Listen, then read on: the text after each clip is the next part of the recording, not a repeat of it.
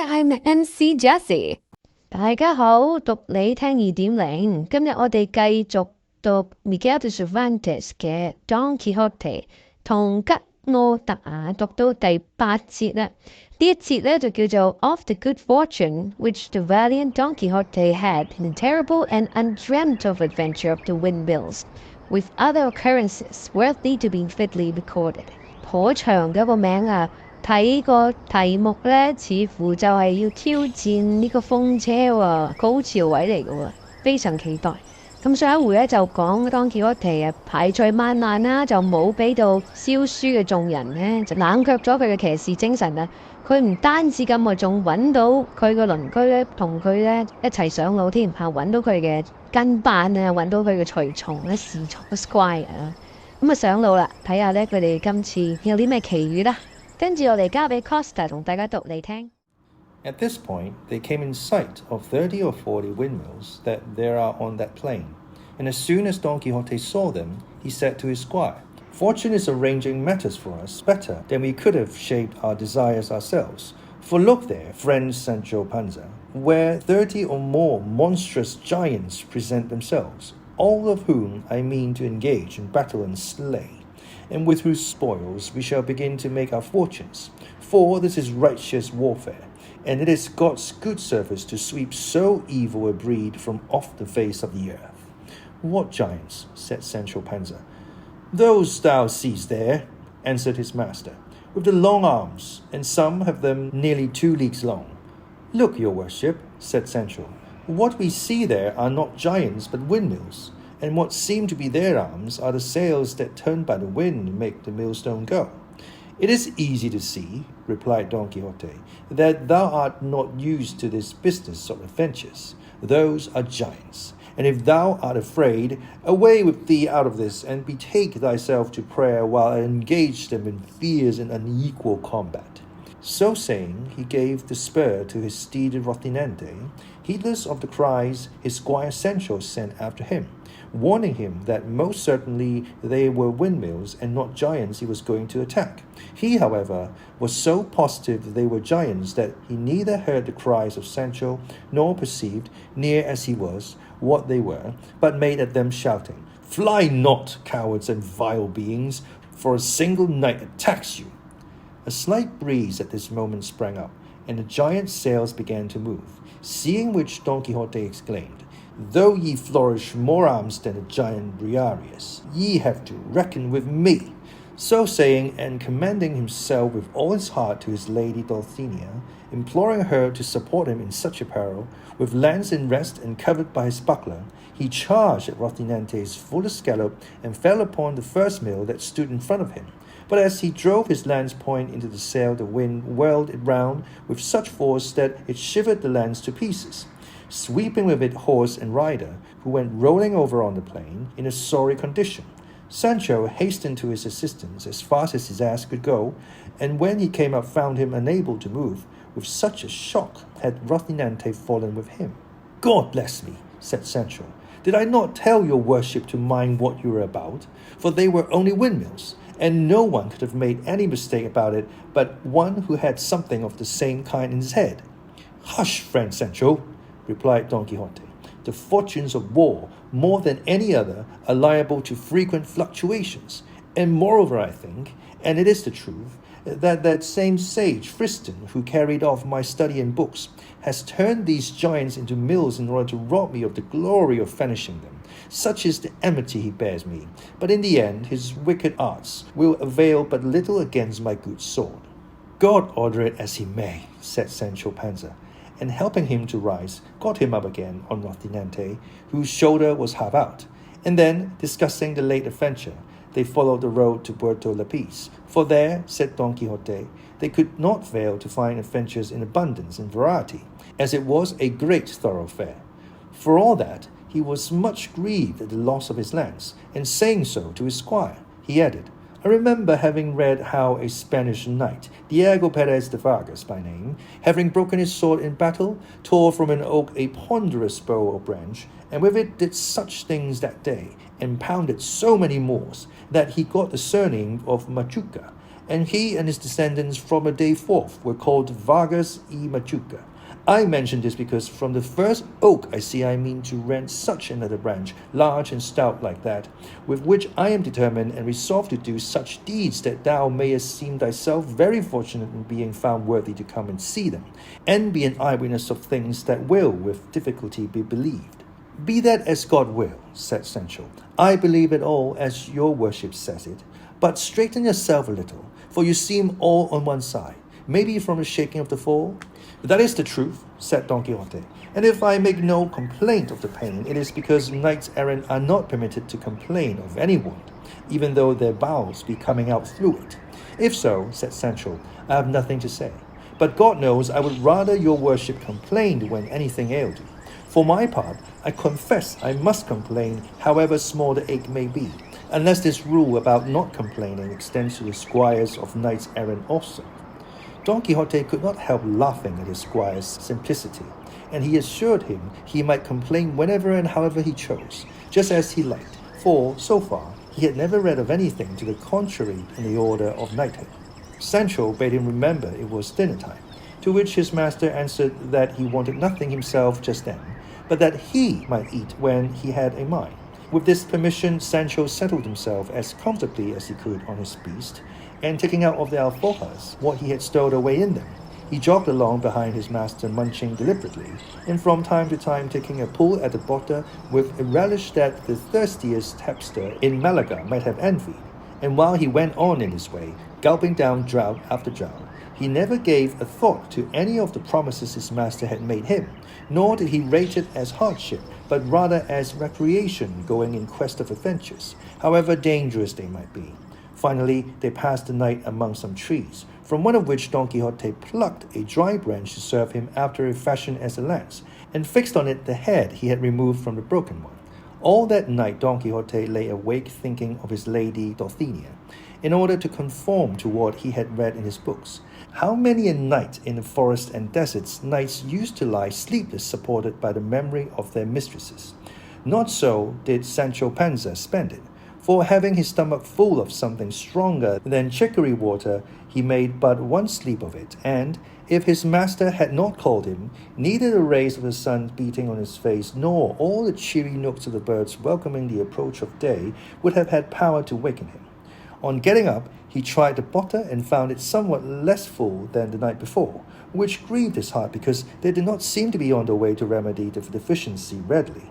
Don Quixote did not care to break his fast, for, as has been already said, he confined himself to savory recollections for nourishment. They returned to the road they had set out with, leading to Puerto Lapiz, and at 3 p.m. they came in sight of it. Here, brother Sancho Panza, said Don Quixote when he saw it, we may plunge our hands up to the elbows in what they call adventures.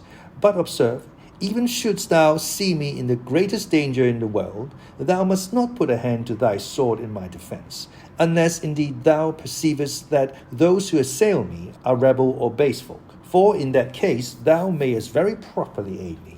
But if they be knights, it is on no account permitted or allowed thee by the laws of knighthood to help me until thou hast been dubbed a knight. Most certainly, señor, replied Sancho, your worship shall be fully obeyed in this matter. All the more as of myself I am peaceful and no friend to mixing in strife and quarrels. It is true that as regards defence of my own person, I shall not give much heed to those laws, for laws human and divine allow each one to defend himself against any assailant whatever. That I grant, said Don Quixote, but in this matter of aiding me against knights, thou must put a restraint upon thy natural impetuosity. I will do so, I promise you, answered Sancho, and will keep this precept as carefully as Sunday. While they were thus talking, there appeared on the road 2 friars of the order of St. Benedict, mounted on 2 dromedaries, for not less tall were the 2 mules they rode on. They wore travelling spectacles and carried sunshades, and behind them came a coach attended by 4 or 5 persons on horseback and 2 muleteers on foot.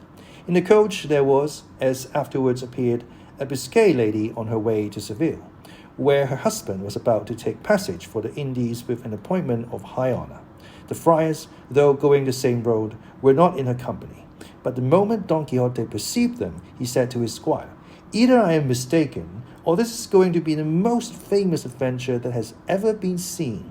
For those black bodies we see there must be, and doubtless are, magicians who are carrying off some stolen princess in that coach, and with all my might I must undo this wrong."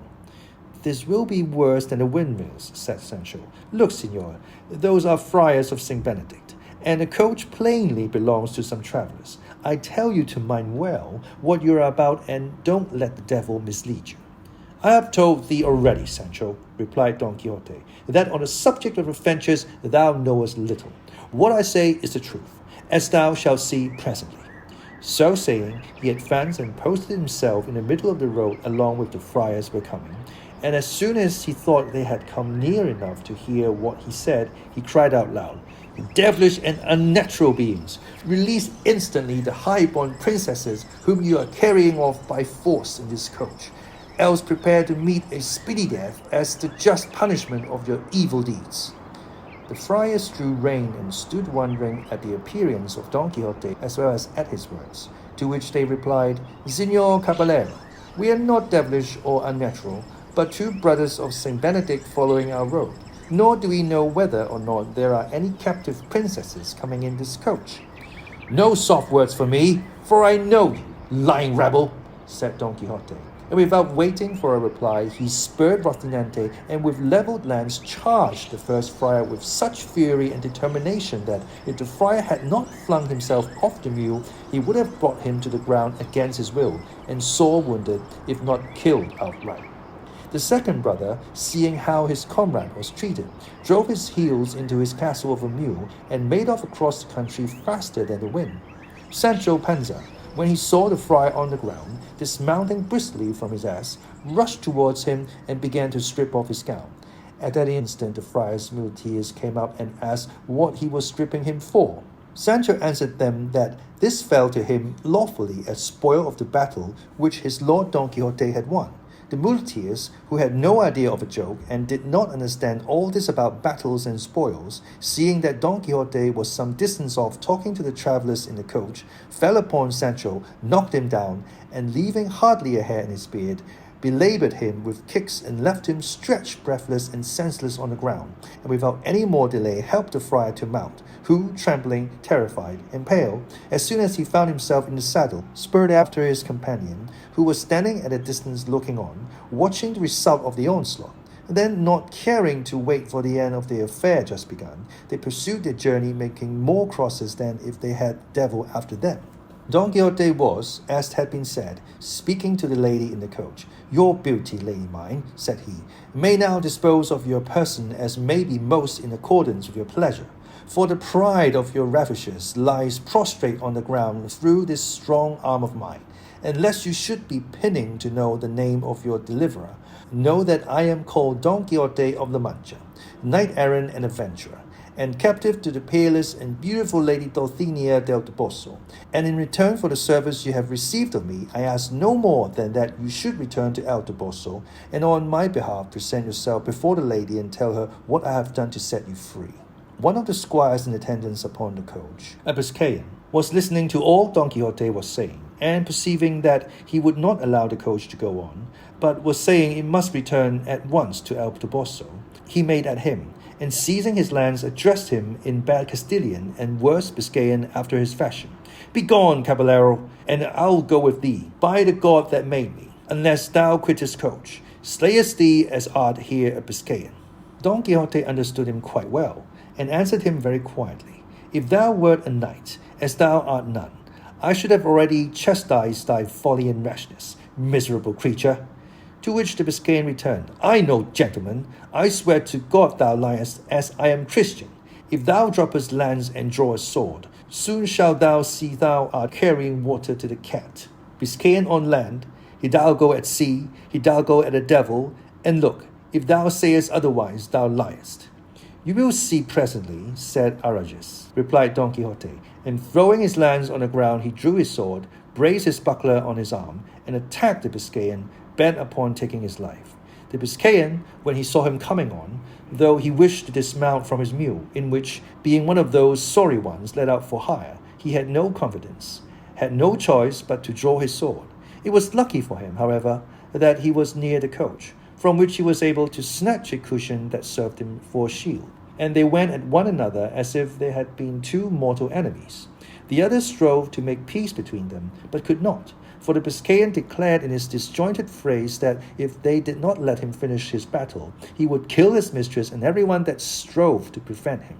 The lady in the coach, amazed and terrified at what she saw, ordered the coachman to draw aside a little, and set herself to watch this severe struggle, in the course of which the Biscayan smote Don Quixote a mighty stroke on the shoulder over the top of his buckler, which, given to one without armour, would have cleft him to the waist. Don Quixote, feeling the weight of this prodigious blow, cried aloud, saying, "O lady of my soul, Dulcinea, flower of beauty, come to the aid of this your knight, who, in fulfilling his obligations to your beauty, finds himself in this extreme peril." To say this, to lift his sword, to shelter himself well behind his buckler, and to assail the Biscayan was the work of an instant, determined as he was to venture all upon a single blow. The Biscayan, seeing him come on in this way, was convinced of his courage by his spirited bearing, and resolved to follow his example. So he waited for him, keeping well under cover of his cushion, being unable to execute any sort of maneuver with his mule, which, dead tired and never meant for this kind of game, could not stir a step. On then, as aforesaid, came Don Quixote against the wary Biscayan, with uplifted sword and a firm intention of splitting him in half, while on his side the Biscayan waited for him sword in hand, and under the protection of his cushion, and all present stood trembling, waiting in suspense the result of blows such as threatened to fall. And the lady in the coach and the rest of her following were making 1,000 vows and offerings to all the images and shrines of Spain, that God might deliver her squire and all of them from this great peril in which they found themselves. But it spoils all, that at this point in crisis the author of the history leaves this battle impending, giving as excuse that he could find nothing more written about these achievements of Don Quixote than what has been already set forth. It is true the second author of this work was unwilling to believe that a history so curious could have been allowed to fall under a sentence of oblivion, or that the wits of La Mancha could have been so undiscerning as not to preserve in their archives or registries some documents referring to this famous knight. And this being his persuasion, he did not despair of finding the conclusion of this pleasant history, which, heaven favouring him, he did find in a way that shall be related in the second part. 唔該晒 Costa， 喺到最尾作者似乎埋咗個關子喎，呢個決鬥Don Quixote同呢個 Biscayan 之間嘅對決作咗一個停止啦，一個停頓喺度。鬥呢個打鬥啦，當然就係Don Quixote佢自己嘅一廂情願啦，佢自己嘅自我感覺良好啦，佢嘅騎士精神作祟啦，包括佢對住風車嘅衝刺啦，都係啦。當然你話呢啲都係好象徵式嘅嘢嚟嘅，咁呢個就留待故事繼續發展落去，我哋睇下個深層意喺邊啊！喺呢個階段呢，我哋都係純粹係讀故仔嘅啫。好，我哋睇下啲咩字同大家分享先。其實都見過噶啦，3個字咧都係名詞嚟嘅。impetuosity，impetuosity，I-M-P-E-T-U-O-S-I-T-Y， 形容詞就係 impetuous 啦。意思就係 acting or done quickly and without thought or care, moving forcefully or rapidly。有兩個解釋嚇，魯莽啦，莽撞。dromedary，D-R-O-M-E-D-A-R-Y 係一個阿拉伯嘅駱駝，比較適合於騎乘嘅駱駝。Biscayan，B-I-S-C-A-Y-A-N， Biscayan。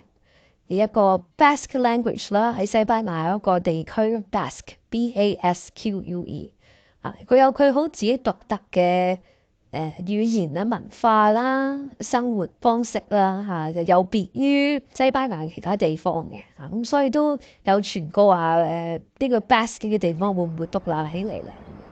但係故事入面呢個 The Biscayan 嘅意思咧就唔係 Basque language， 佢意思即係來自 Basque 呢個地方嘅人。Biscayan, person of Basque region。 好，今次故事講到呢度，我哋下一節再繼續讀你聽，拜拜。 If you like this video, make sure to comment, like, share and subscribe. Adios.